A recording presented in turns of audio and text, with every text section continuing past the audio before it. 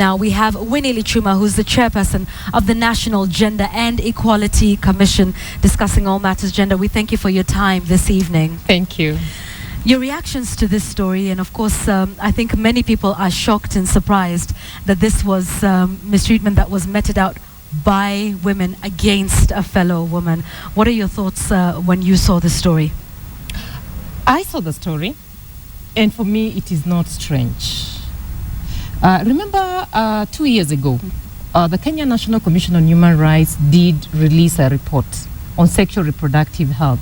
And indeed, the report was looking at the mistreatment women go through in the process of delivery. For me, the Bungoma story, I would agree with those saying, is just one-off.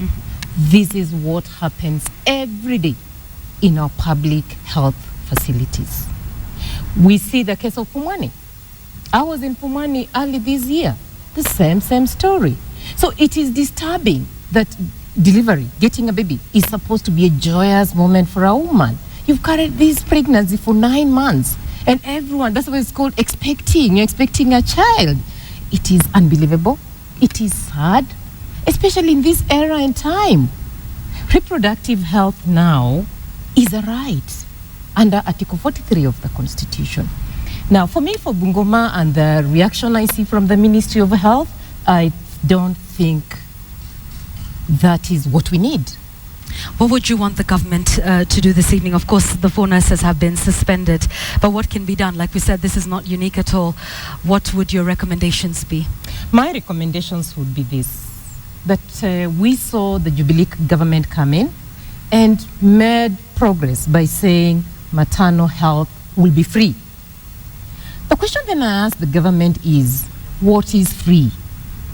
The facility of being in that hospital or the treatment?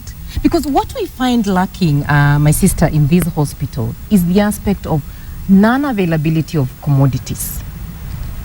The services are bad. The nurses, I know they've been sent home, but we will also want to hear the side of the story. Of course, it is negligence by a professional healthcare provider.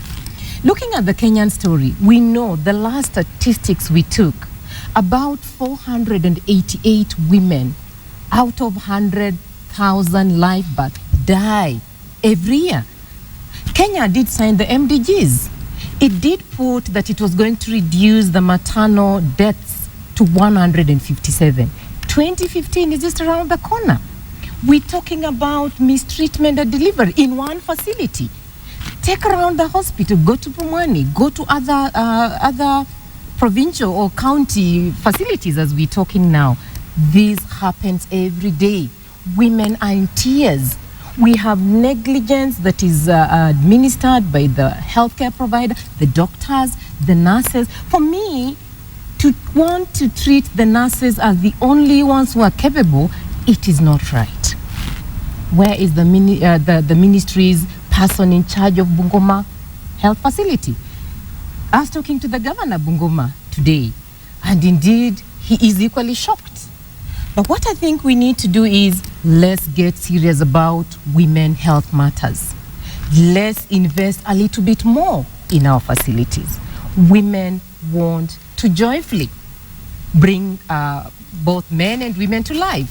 And I know Kenya recently signed the Karma, what we are calling the accelerated way of ensuring that maternal mortality is brought down.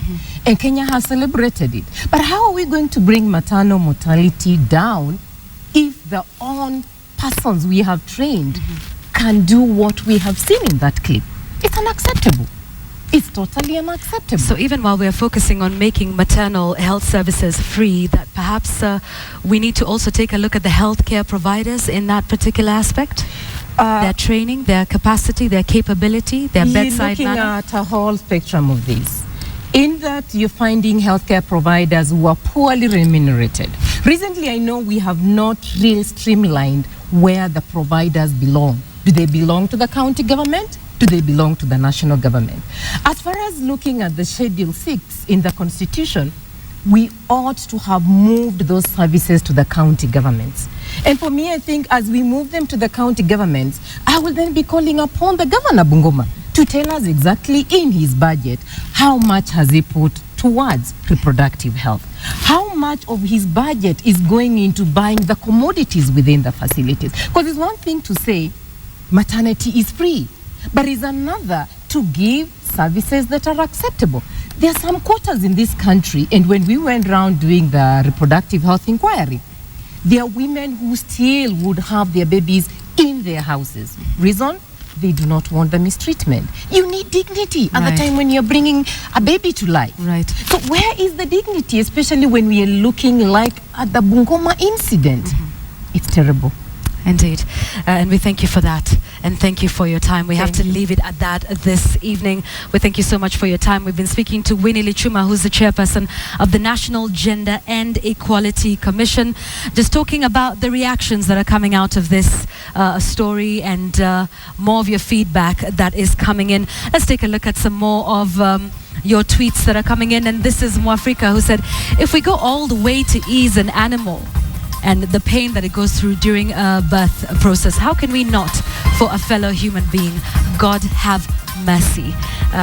Very important there. And we also want to move on to another one. I know we can get you another tweet there. Soko Analyst says the Bungoma County Health Cabinet Secretary needs to apologize and take action against the nurses. Let's also take a look at some more of your tweets. Remember, you can continue to do that even with the hashtag #TheSickHospital. So continue to keep your comments coming in. Remember, we're still asking you whether you are happy with the suspension of those 4 nurses in Bungoma District Hospital. Now, following threats